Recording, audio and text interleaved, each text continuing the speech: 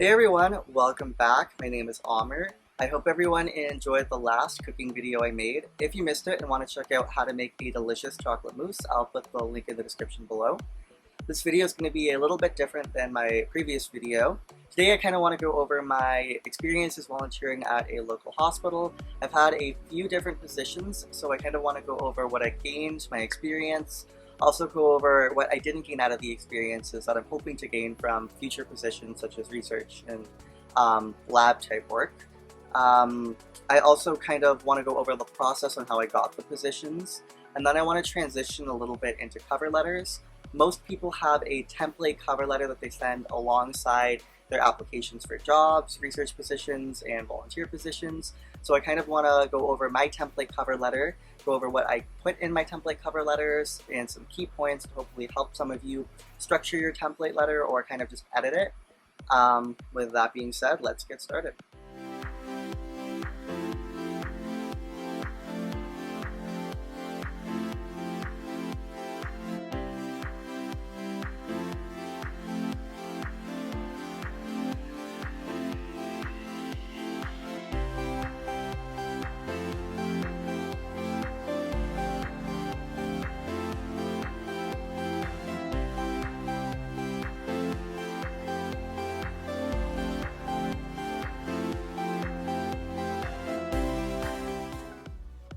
Okay, so I do have my iPad here with me with a couple of jot notes just so I have, just so I can make sure that I say everything I want to. So first, I just want to generally explain that I have volunteered at 2 different hospital locations with 4 different positions, 2 of which were kind of team type cooperative positions and the other 2 were individually. I'll go into kind of each role individually later and kind of give you an idea of how they kind of differ and what I gained out of each experience. So we'll start by how I got these positions. So I think I applied when I was 14. I think at that point the hospital policies were a little bit different. I think they changed it later on to 16, but I applied when I was 14 and I actually was waitlisted. So I was waiting about 4 months until I actually got an actual position. So that is something that you should be aware of, like if you apply to some of these positions and stuff like that. When you apply, that doesn't necessarily mean you're going to get it right away. I know I waited about 4 months until I was actually, like, from application to actually starting the position and orientation and stuff like that. Once I did get emailed back stating that they did have an opening, they asked me, I think, for my immunization records. I'm not 1000% sure, but I think. But I know that they wanted me to do a 2-step TB test. So a 2-step TB test basically consists of you going to your doctor and they just give you a needle right below your skin. And they basically just draw a circle around the site of injection with a pen or a marker. And they just kind of see if you have any allergic reaction or if there's a bump or something that develops, if it grows outside of the area marked by the circle. And I'll be honest, the needle actually hurts a little bit more than a regular needle. It just goes underneath the skin. That was my experience. I know my friends have experienced the same. And it's called a 2-step test because unfortunately you have to repeat the process twice.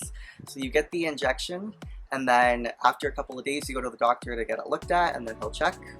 I'll put a little check mark on the application, and then you have to repeat the entire process and you have to go again about a week later, get another injection, and then go in a few days later again to go and see if there was any reaction. Just because a bump does develop, it doesn't actually mean that you have TB or that you aren't able to volunteer. Certain countries, especially if you're not native to, I believe, the US and Canada, but I know many international countries actually give children TB vaccines. So a TB vaccine can actually trigger a reaction itself. So if it does come up positive, it doesn't necessarily mean that you have TB and you can't volunteer. The next step from there is they basically send you for an x-ray, a chest x-ray, and they just check to see if you have any TB in your lungs. And if you don't, then you're good to go. Okay, so I kind of want to start talking about my team role. So my first volunteer position was a meal tray delivery role at a rehabilitation center consisting of patients having trauma, burns, amputations, and strokes. It was a team role, so what it consisted of was me and a group of individuals, high school students mostly, and we basically delivered meal trays and food and lunch to all the patients in the hospital every Sunday, and then once they were finished eating, we kind of just collected their trays and brought them down to the kitchen kind of sanitation area. This role involved a lot of teamwork because there weren't many volunteers, and we kind of had to work as a cohesive unit to make sure that we finished all of the floors, all of the patients within a reasonable time. I kind of want to go over what I learned from this role individually. I learned a lot about separating person from patient, and that's something that we all strive to do, and it's something that's crucial to being a healthcare worker, a healthcare professional.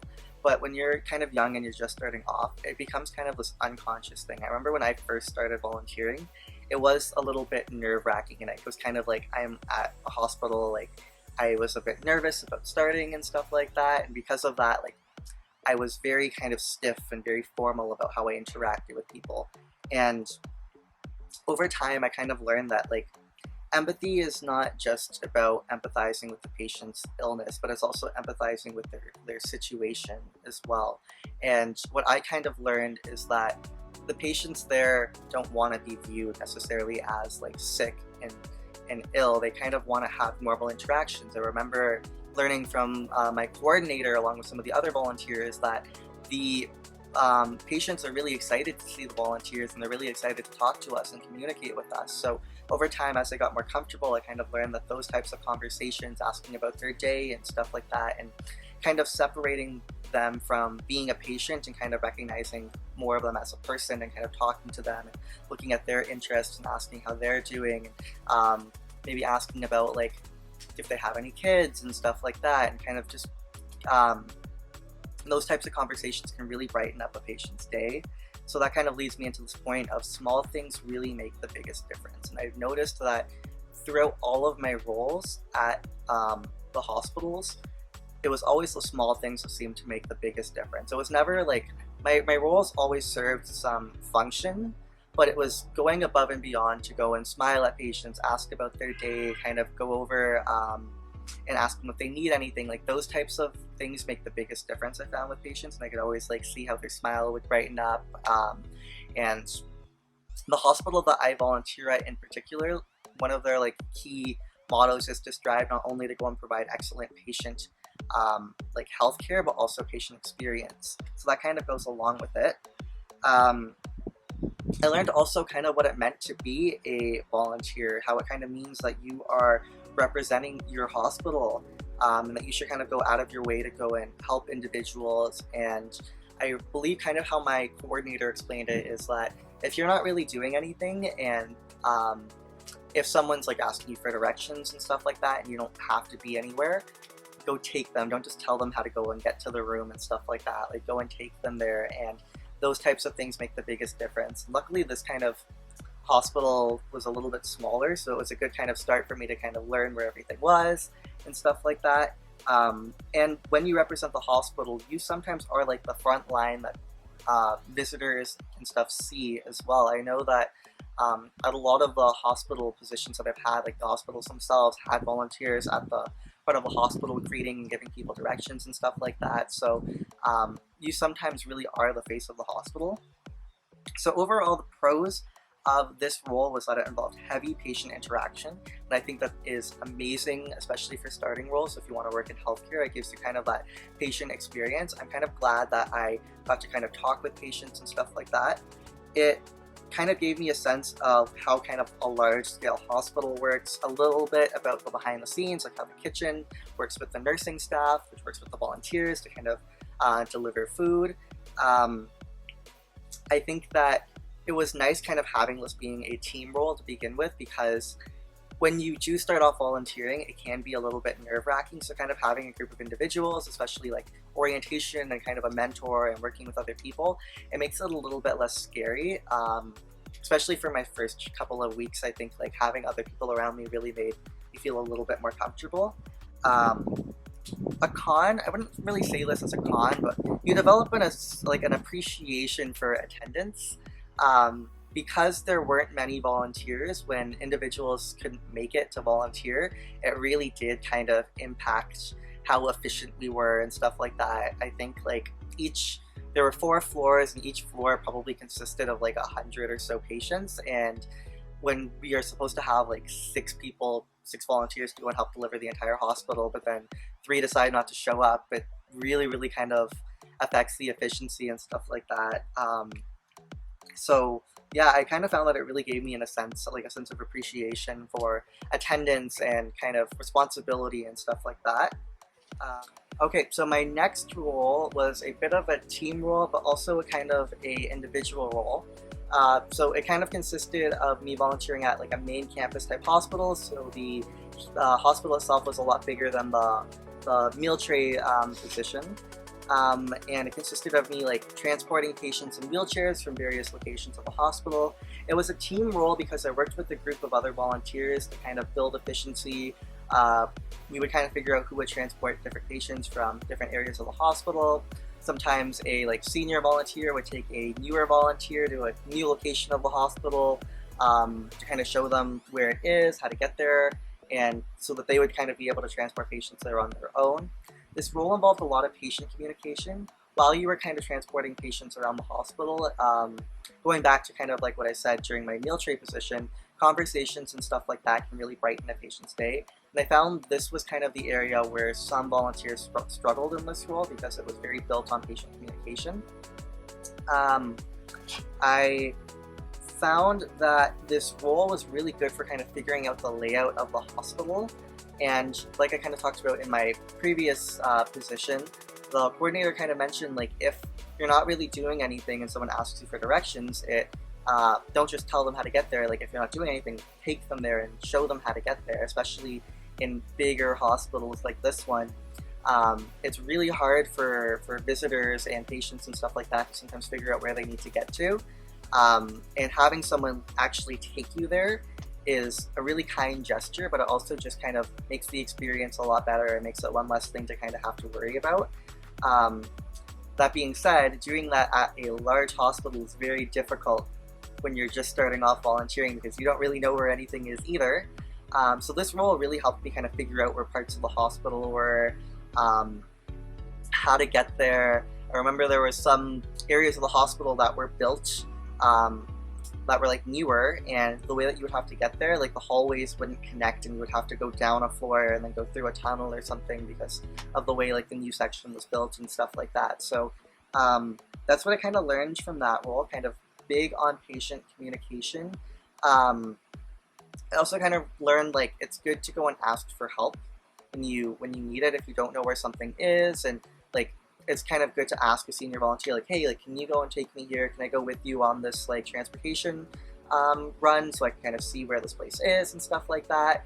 And also another thing kind of about this is if people kind of ask you for directions and stuff and like you don't know where it is, instead of saying like, oh, like I don't really know where that is, like take them to the information desk if you have nothing else to do. Like I think the thing is, like, if you have somewhere to be and you have something to do, like it's all right to go and tell them, unfortunately, you're busy and you aren't able to do this. Maybe point them in the direction of the information desk. But if you have time to go and show someone, like, I don't know where this room is, but I can go and take you to another volunteer that does.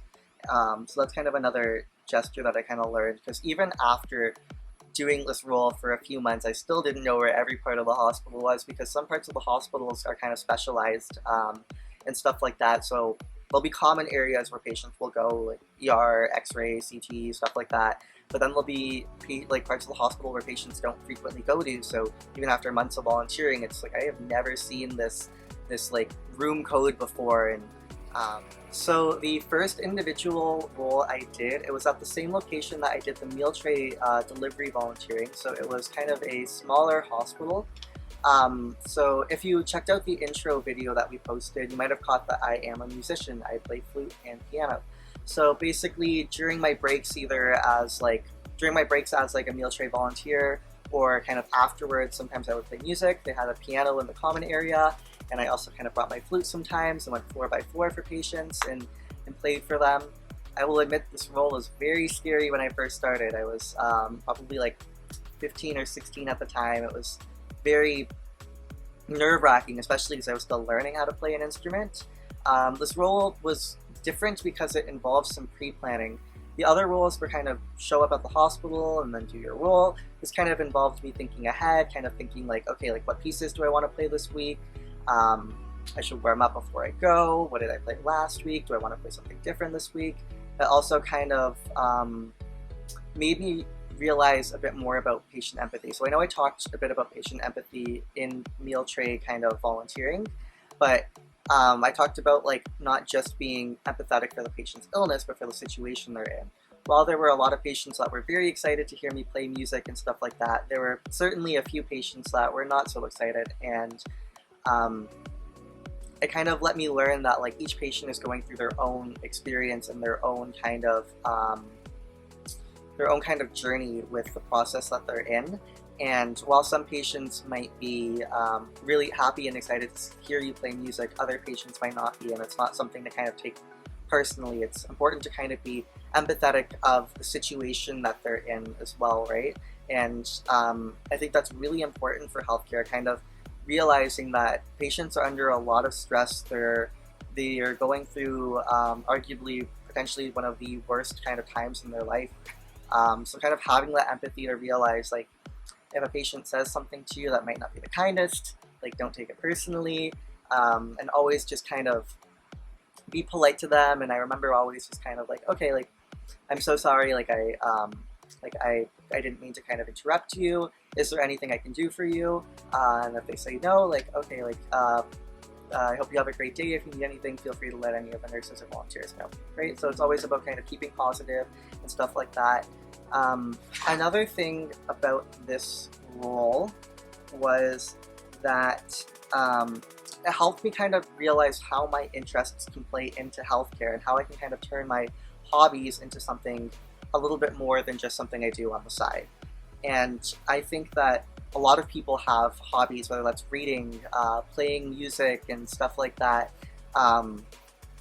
It helped me figure out how I can kind of turn that into something positive, because my coordinator really talked to me about how playing music and music therapy can really make a big difference on patient care experience, as well as like their process of getting better, especially for stroke patients and stuff like that at the rehabilitation center. So that was really interesting, and it kind of goes into this idea of how like it kind of stems into this idea of why we made this channel and how we wanted to kind of bring our hobbies and turn them into something positive, and kind of help people kind of try out new things and stuff like that. So I kind of found this role really, really cool for that, and it helped me really see firsthand the difference. I could see how happy patients were, especially visitors and stuff like that. Visitors were happy to go and see that these types of things went on in the hospital, and they were happy to go and see like their loved one was getting like some entertainment or some music therapy or something in addition to just the healthcare that they were receiving. So it was really, really nice to kind of see how all of that kind of fit in. Okay, so the last and final role I partook in was actually at the main campus, so it was a bit of a bigger hospital, and this was kind of coined like a healthy stay volunteer. So this was a very, very individual role that I was, I did a whole year in university. I came back to my home city, and I was looking to volunteer again, and the coordinator actually recommended me for this role. It wasn't something I had done previously, but she recommended me for this role, and I was very eager to kind of partake in it. And this role involved a lot of, was a very individual roles. Basically, the role kind of consisted of me going patient to patient in a ward of a hospital and kind of seeing how they were doing, checking in with them, partaking in communication, asking if they'd like to partake in any light exercises, some stretches and stuff like that. It was kind of built around patient experience and making sure that like patients were having someone to talk to. I think the volunteer coordinator was talking to me about how a lot of the times these patients are stuck in bed all day, and they aren't really moving around and stuff like that, and having like a volunteer personally go room to room every day asking if they'd like to just do some light stretches and stuff like that can really make a big difference, both in their experience but also in like their health as well. It helped really further this idea that I talked about in my first role about separating patients from people, and this role took it to a whole new level. because my entire role was kind of built around going room to room to patients to interact with them. While this is something that kind of happened in the meal tray volunteer setting, that was more of a secondary function to go room to room, talk to patients, but the primary function was to deliver food. So this role contained a lot more patient interaction. It's good to kind of talk about their experiences, see how they're doing and stuff like that. I remember like I got 2 different mentor opportunities where like 2 different individuals got to kind of show me how the role works. And I remember one of them was one of the mentors. She was a bit of like a middle-aged woman, and she kind of gave me her take on it, and it was really different from my take because I was younger, and a lot of the patients that I was interacting with were a bit older as well. So it also kind of helped me realize how like age gaps and generational gaps can kind of change how you interact with patients. And I feel like it's something that I always was aware of, how I kind of interacted with people of different ages, kind of varied, but it was kind of nice having that experience of working with a mentor that was roughly the same ages as the patients to kind of see how she interacts with the patients of her own age, what she asks the patients and stuff like that, because there's things that I personally can't relate to myself. Like she was talking about how she asks patients about their kids, their grandkids, and how she has her own grandkids and stuff like that, and it kind of helped me open my eyes as to things that I wouldn't normally think about asking patients because it's not something I can relate to. Also kind of helped me open my eyes to a bit more of the negative aspect of healthcare too. Most of my other roles were very built around like interacting with patients. The rehabilitation center was sort of like a secondary hospital. It wasn't really where they got their primary initial treatment from. The rehabilitation center's primary goal was to go and help rehabilitate people and then help them go back home and help them get to where they need to be to live a normal life. Well, this role did contain some patients that were terminally ill, so that was very different from my other roles, and it also kind of helped me go back to the idea of patient empathy for their situation and stuff like that. This role did involve a lot more interaction with nurses, and I was really glad to experience that because the only other role that really built around interaction with nurses was the meal tray volunteer role, and that was at kind of a smaller hospital. Well, this was at the main campus, so it was a lot bigger, and I really got to experience more of that large-scale hospital feel, how nurses interact with each other, how nurses interact with patients, how it all kind of comes full circle, how volunteers serve a function in the hospital and stuff like that.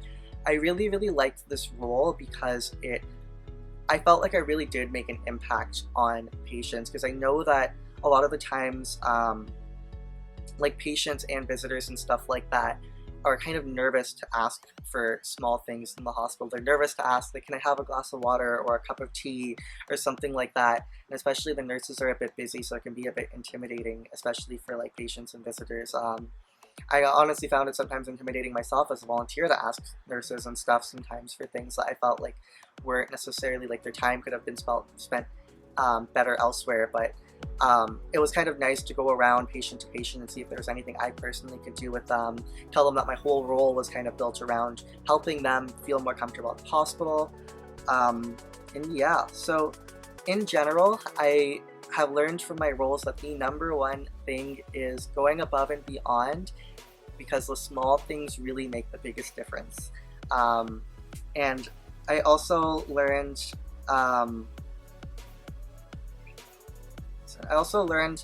a little bit about like how these roles don't always have to partake in something directly healthcare related. Like my role with music doesn't really partake in anything healthcare related specifically, but it can have this healthcare effect. I thought that was really cool. I really recommend trying out different roles. You really do get different experiences from each role. All of my roles, I learned something different, and I always kind of think of things as a learning opportunity. So whatever I learned in one role, I try to apply to other roles as well. I will say that the only thing that I did not necessarily get out of volunteering with these roles was really seeing how behind the scenes healthcare works. I really love volunteering because it was really heavy on patient interaction, which I think is very, very important for anyone working in healthcare.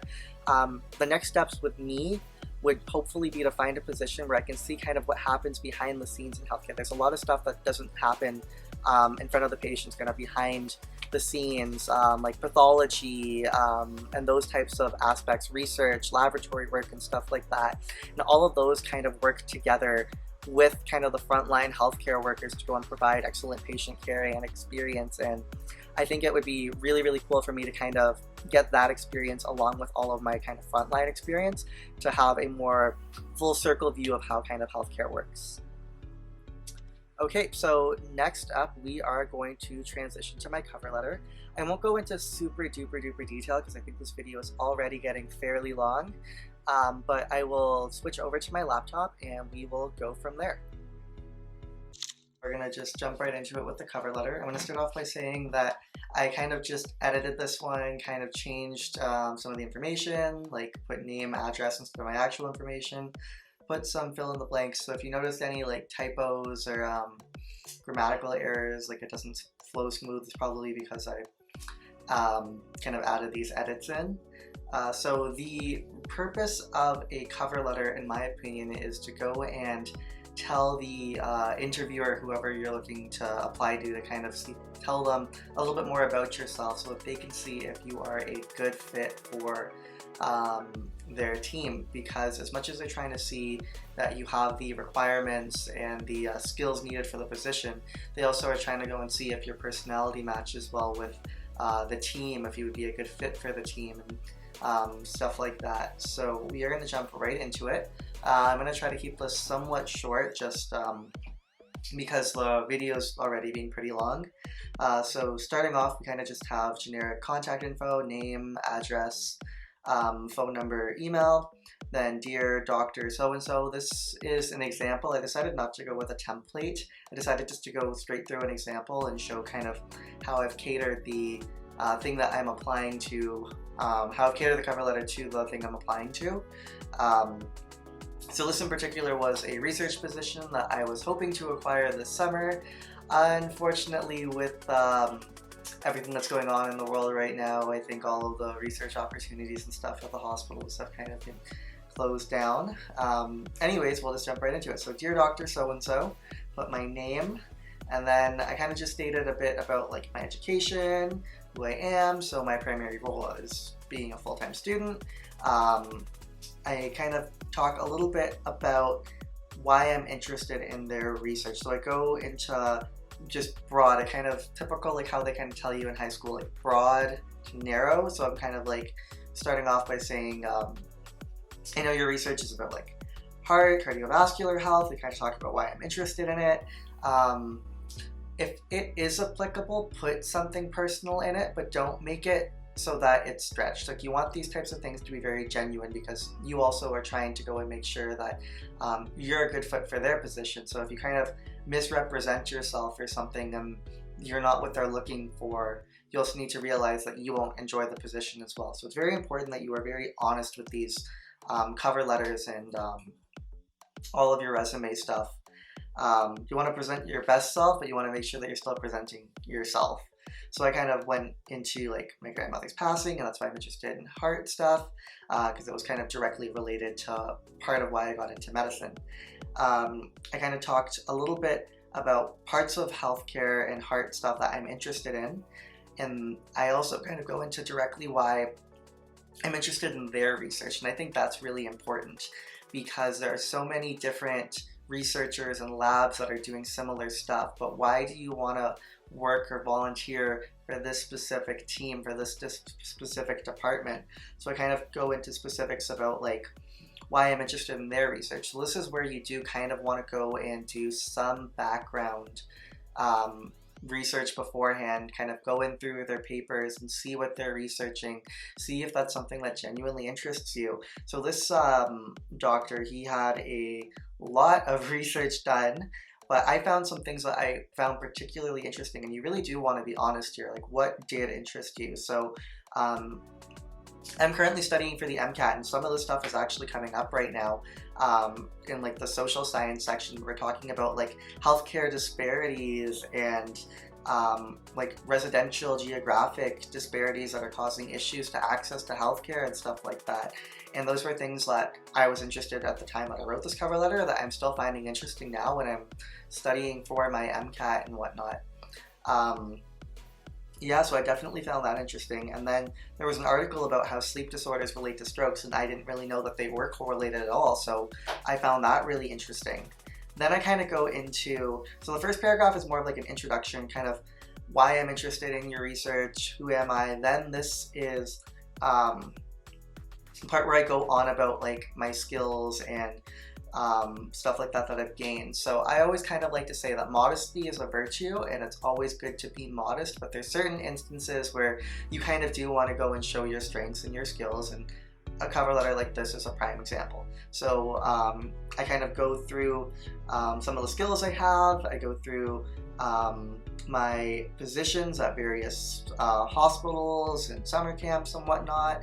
I kind of say like my roles involve interacting with patients and students and volunteers of a wide age range, kind of express that I'm used to working with people of various age ranges and stuff like that, how my roles require me to adapt in new situations and stuff like that. So all of these experiences are going to be unique to you, and it's important to go and talk about your own unique experiences. Also, like, if you have any awards or anything, it might be worth mentioning if they are applicable. Here I'm kind of talking about how I have a strong initiative and that it hasn't gone unnoticed. I'm trying to go and bring some sparkle to my application and stuff like that, especially for some competitive positions like research and stuff like that. It's worth kind of setting yourself apart in some way. Then this is something that you may or may not include depending on what you're applying for. If you're applying for a job position that has nothing to do with what you're studying, then not really much of a point in including it. But if you're applying for something such as research that may include aspects such as genetics, gene expression, and stuff like that, it might be worth writing a little bit about your experience, your lab experience. And if you are in a science program, you'll probably have a lot of lab experience from your courses and stuff like that. So it's kind of worth adding that in. Kind of good to talk about your career desires and stuff like that. In some of I remember I talked about earlier in the video, like the reason why I want to get research is because there's a lot of like behind the scenes stuff that goes beyond, that goes on behind patient eyes, and I think it's really important for healthcare workers to kind of experience that and see. As much as I volunteered and interacted with patients, there's a whole other side of healthcare that benefits patients that doesn't really go on in front of them. And I think that would be even a change that I would be willing to go and make and add into this cover letter. And usually when you send a cover letter in, you attach your resume or CV, transcripts. Some places ask for official transcripts. You'll have to get those from your university. Otherwise, I kind of just take a screenshot from the Student Center website and go from there. Talk about your references, telling them to feel free to contact them, and then you just put your name at the end. Overall, you want to keep it fairly short. A lot of the researchers, doctors, volunteer coordinators, and job coordinators and stuff, they are very, very busy. So if you start making this longer than a page, it is harder for them to go and find time to go and read through it thoroughly and genuinely find interest in it. So yeah, so with that being said, let's cut that here.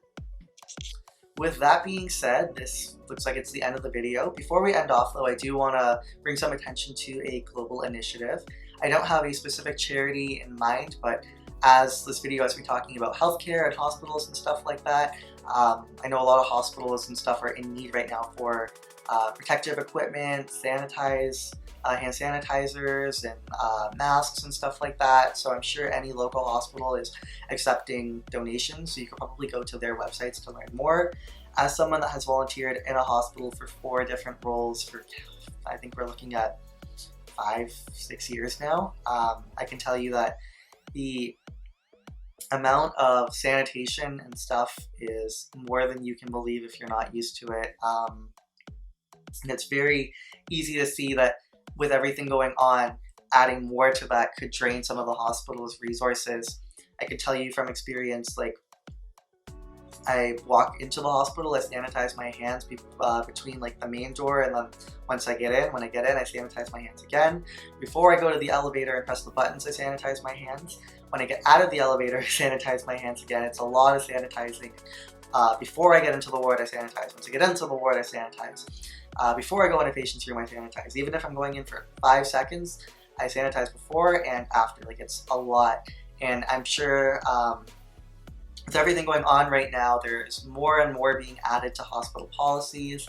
And if you are able to donate or drop off any protective equipment, I'm sure that any local hospital would be very appreciative. So please go and visit your local hospital sites and stuff for more information. With that being said, that's all for today. Thanks.